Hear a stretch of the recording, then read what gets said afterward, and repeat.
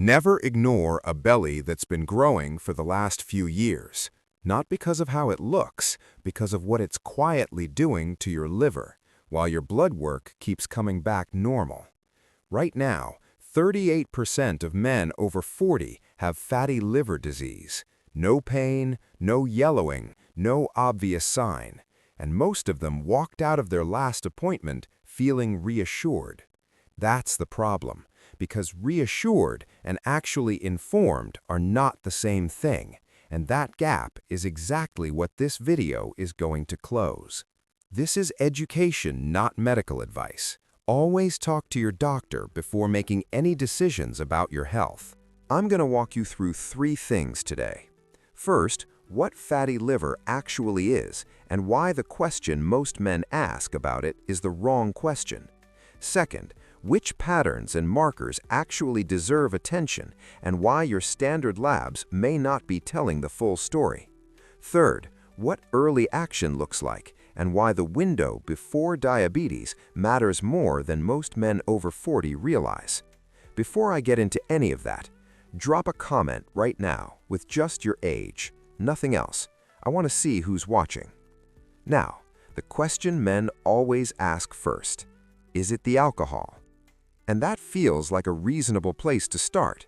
We've all been told alcohol destroys the liver, so if you don't drink heavily, you're safe, right? Here's what the research shows. Fatty liver disease, now called MASLD, metabolic dysfunction-associated steatotic liver disease, is defined by excessive fat accumulation in liver cells in the absence of significant alcohol consumption. Let that sink in. The most common form of fatty liver disease has nothing to do with alcohol. It has to do with your metabolism. Your belly fat, your blood sugar, your triglycerides, your blood pressure, the cluster of metabolic changes that builds up quietly across your 40s and 50s while you're focused on everything else. And that gap between what most men assume causes liver damage and what's actually driving it is costing people years of prevention they'll never get back. Nobody told you that. The new name MASLD was specifically chosen to spotlight metabolic dysfunction as the underlying core of the disease, not alcohol, not poor willpower, not a character flaw, a metabolic process.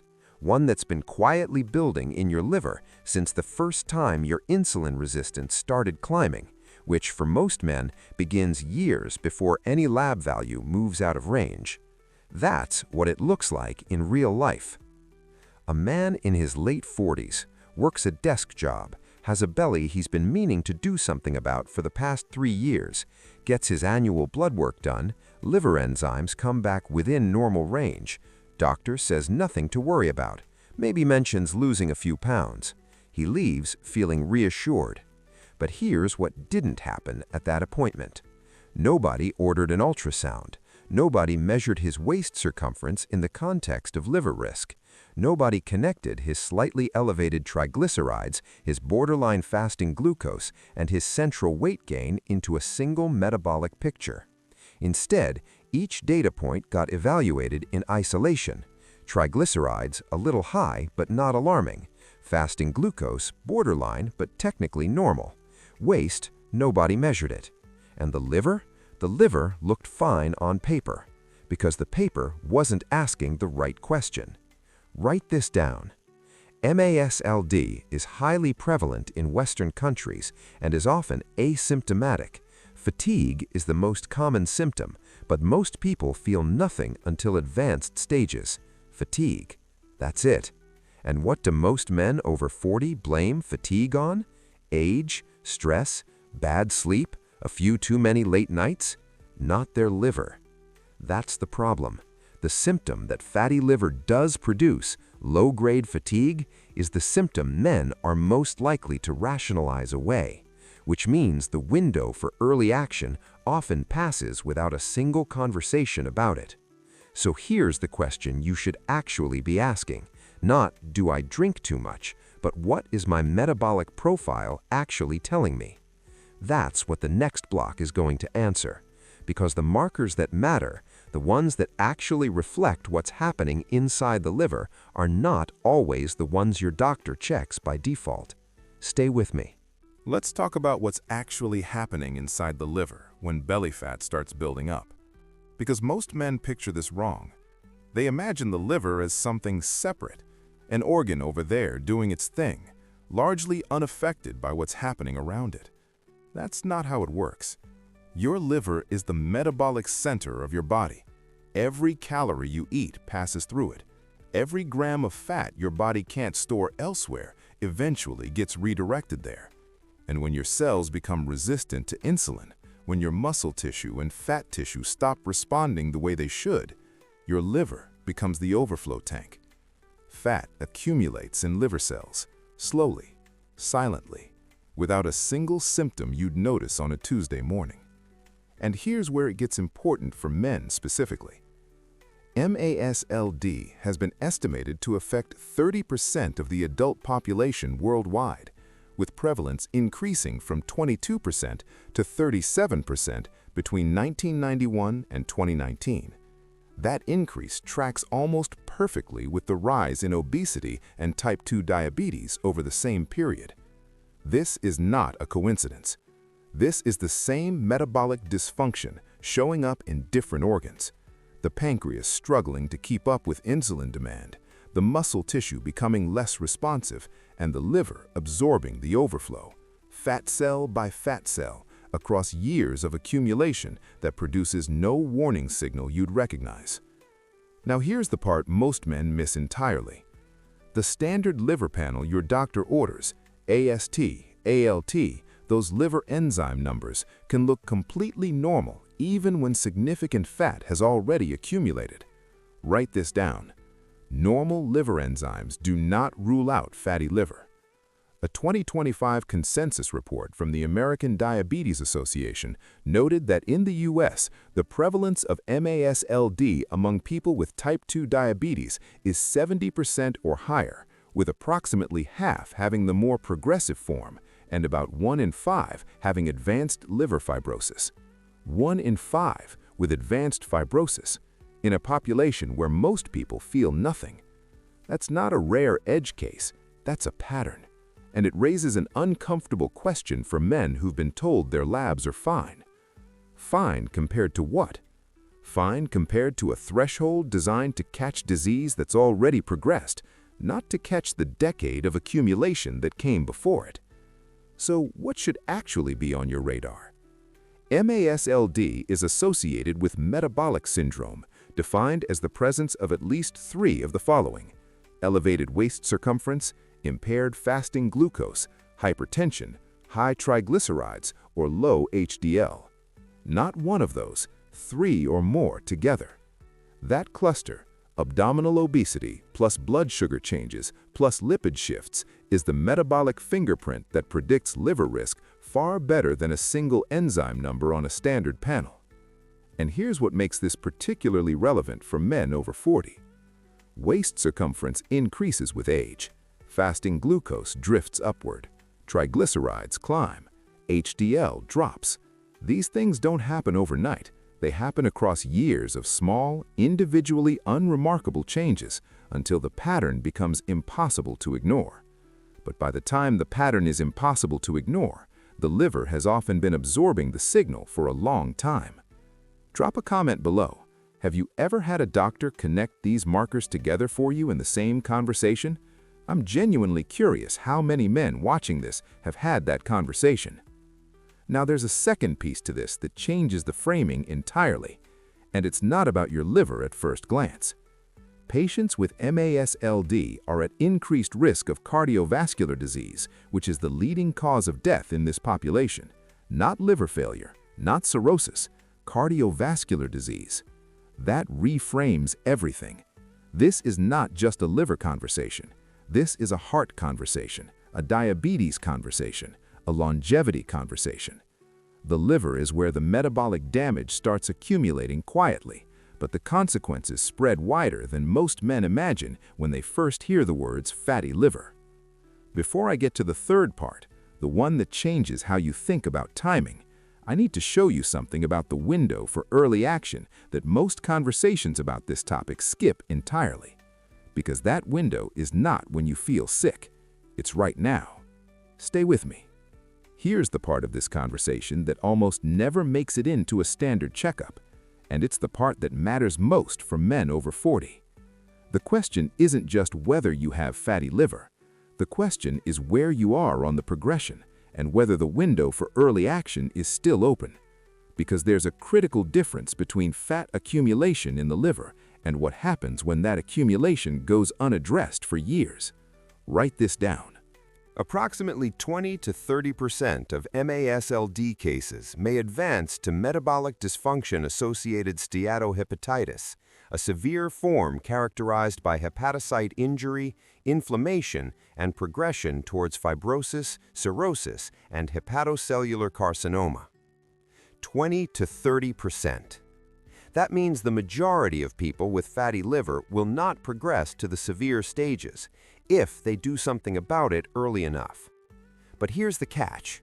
Most men don't find out they're in that window until it's already closing. Not because they weren't paying attention, because the disease doesn't announce itself, and because the standard conversation at most annual checkups isn't designed to catch it early. Now let's correct the most common mistake men make when they hear all of this.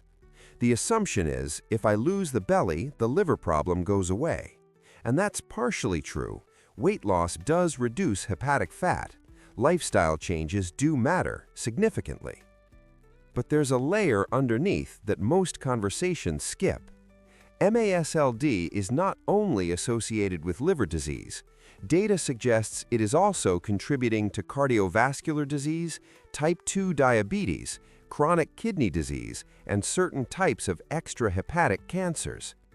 This means the belly fat you've been carrying isn't just a cosmetic issue, or even just a liver issue. It's a systemic metabolic signal. And the liver is the organ that's absorbing the damage first, quietly, without symptoms, while the rest of the metabolic picture continues to develop around it. Here's a useful way to think about it. Your liver is like the oil in an engine that's been running hot for years. You can't see it from the outside. The car keeps driving. Nothing feels wrong. The temperature gauge looks normal, but the oil is breaking down. And by the time the warning light finally comes on, the kind of maintenance you needed a year ago is no longer the kind of maintenance that's available. That's why the timing of this conversation matters. Now here's the contra-intuitive piece, the one that most men don't expect. You don't have to be obese to have significant hepatic fat accumulation.